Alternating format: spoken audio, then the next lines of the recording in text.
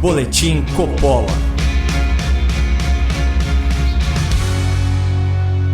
Sejam muito bem-vindos ao Boletim Coppola sobre duplo padrão no jornalismo.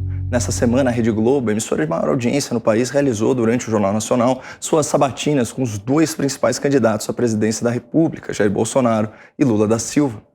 A jornalista Renata Vasconcelos protagonizou um dos momentos mais vexatórios da história da imprensa brasileira ao tentar, de forma bem dissimulada, reescrever o passado. Mas sobre isso nós falaremos no próximo bloco. O editorial desse programa é sobre a diferença de tratamento entre os candidatos. De um lado, Bolsonaro, atual presidente da República, recebido com hostilidade, deboche e condescendência. E de outro lado, Lula da Silva, ex-condenado por corrupção, que foi tratado com cordialidade, respeito e até deferência. De Bolsonaro para Lula, houve uma transformação da água para a cachaça no Jornal Nacional.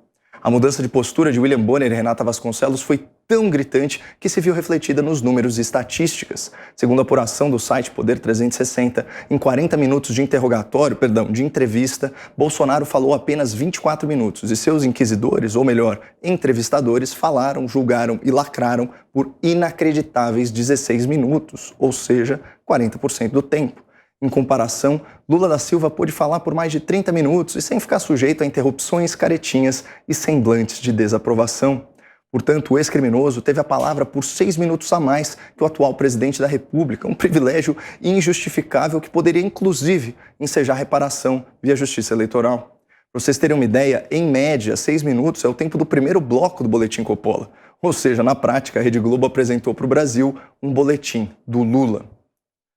Ironicamente, apesar de ter sido cerceado no seu tempo de fala, Bolsonaro foi responsável pela maior audiência do Jornal Nacional nesse ano, 32,6 pontos na média consolidada, o equivalente aí a 6.700.000 espectadores só na Grande São Paulo. Mas os números não contam a história completa desse fiasco do jornalismo televisivo.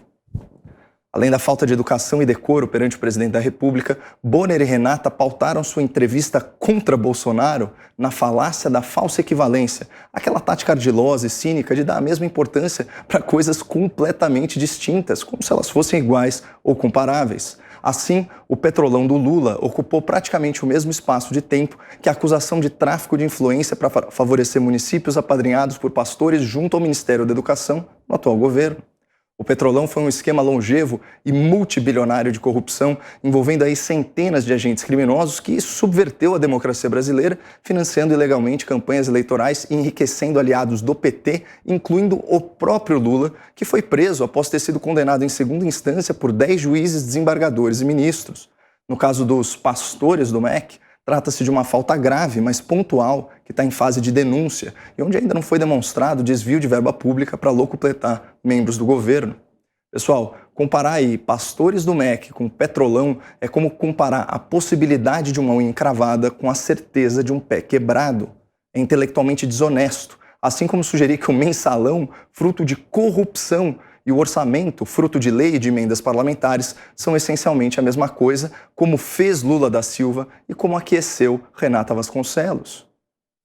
Isso é a falácia da falsa equivalência em ação numa tentativa escancarada de tirar o foco da maior vergonha de Lula e do PT, a corrupção em escala industrial como nunca antes visto na história desse país. Outra técnica utilizada pelo trio Bonner, Renata e Lula para manchar a imagem do atual governo é a falácia da inversão do acidente, conhecida popularmente como tirar a exceção pela regra. Nos governos do PT, do mensalão, do petrolão e de tantos outros escândalos, a corrupção era a regra ou era a exceção? E no governo Bolsonaro? Até hoje, a imprensa especializada denunciou apenas casos pontuais, envolvendo cifras pequenas, que ainda estão sob apuração e não produziram sentenças condenatórias. Ou seja, se existiu corrupção no governo Bolsonaro, ela foi acidental, ela foi excepcional. Mas para quem ouviu as perguntas do Bonner e da Renata ao presidente, parece que estamos diante de uma gestão maculada pela corrupção.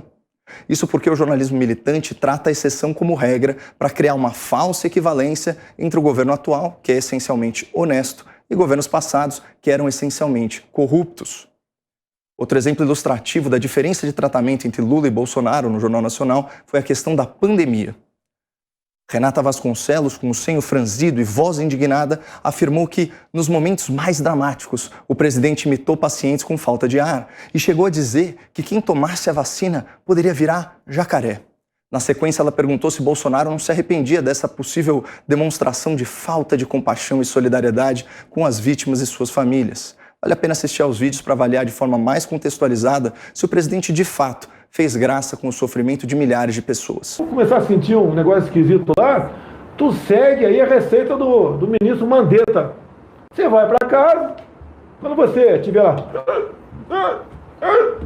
falta de ar, você vai para o hospital. O Mandetta é aquele cara que condena a cloroquina e fala o que para você? Fique em casa, quando você estiver sentindo falta de ar,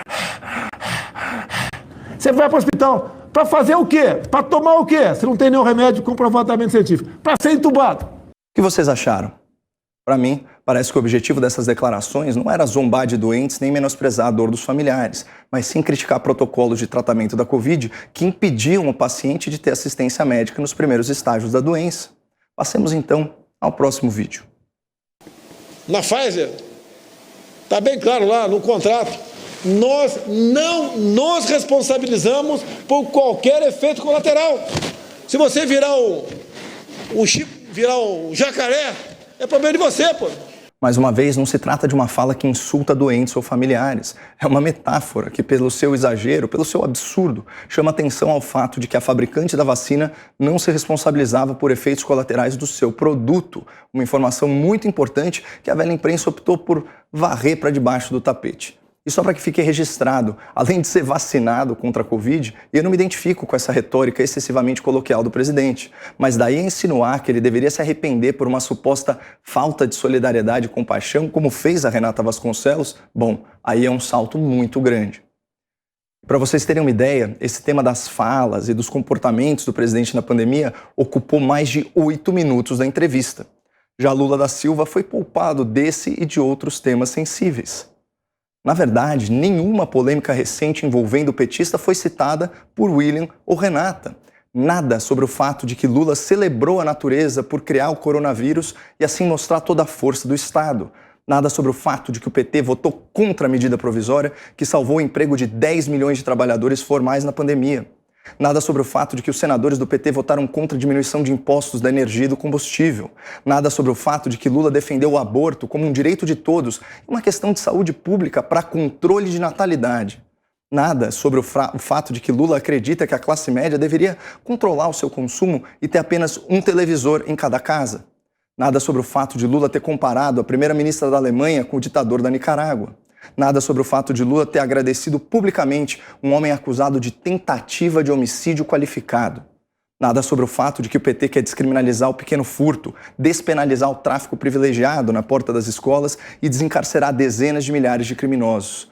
Nada sobre o fato de que Lula quer o controle social da mídia e a regulação da agroindústria, já que, segundo ele, o agro brasileiro tem que, aspas, evitar o plantio de coisas desnecessárias. Nada disso foi abordado no bate-papo entre Lula e os apresentadores da Globo.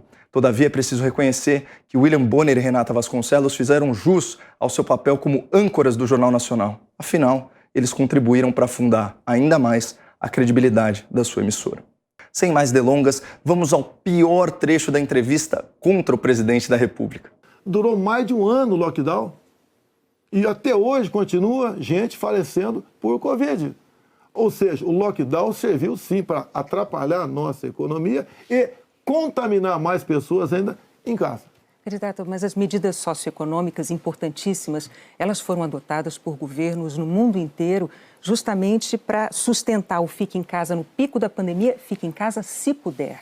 Peraí, dona Renata, repete, porque tem gente que não está acreditando. Sustentar o fique em casa no pico da pandemia, fique em casa se puder. Renata, com todo respeito, não dá para a senhora subestimar a inteligência do seu público e reescrever o passado. Fique em casa se puder.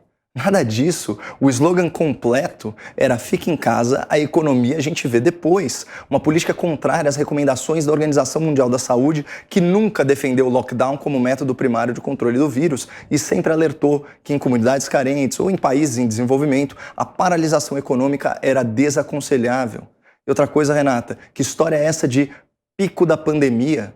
As medidas de quarentena, de isolamento social, de fechamento de escolas e paralisação econômica, popularmente referidas como lockdown, duraram mais de 2 anos em alguns casos. Tanto que foi em março de 2021, após o primeiro aniversário da Covid, que a sua colega Maju Coutinho passou vergonha ao fazer pouco caso de quem estava proibido de trabalhar, dizendo, aspas, "O choro é livre, não dá pra gente reclamar, é isso que a gente tem." Pois é, Renata, não adianta vocês quererem lavar as mãos agora que estudos científicos sérios estão demonstrando a ineficácia do isolamento social horizontal. A Rede Globo é sim a emissora do lockdown, é sim a emissora das teses de cientista de YouTube, é sim a emissora da CPI da pandemia e com certeza é a emissora do Fique em Casa, o choro é livre. A paralisação econômica prejudicou quem podia e quem não podia ficar em casa. Quem saísse corria o risco de ser multado, até preso. Milhares de comerciantes e prestadores de serviço quebraram por estarem impedidos de trabalhar. Milhões perderam seu ganha-pão, especialmente os trabalhadores informais. E segundo a OCDE, o Brasil foi o país que manteve suas escolas fechadas por mais tempo, 178 dias só em 2020.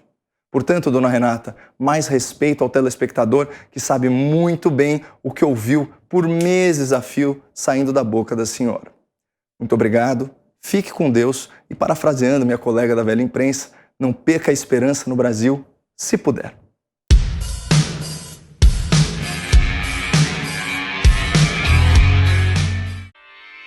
Realização Jovem Pan News.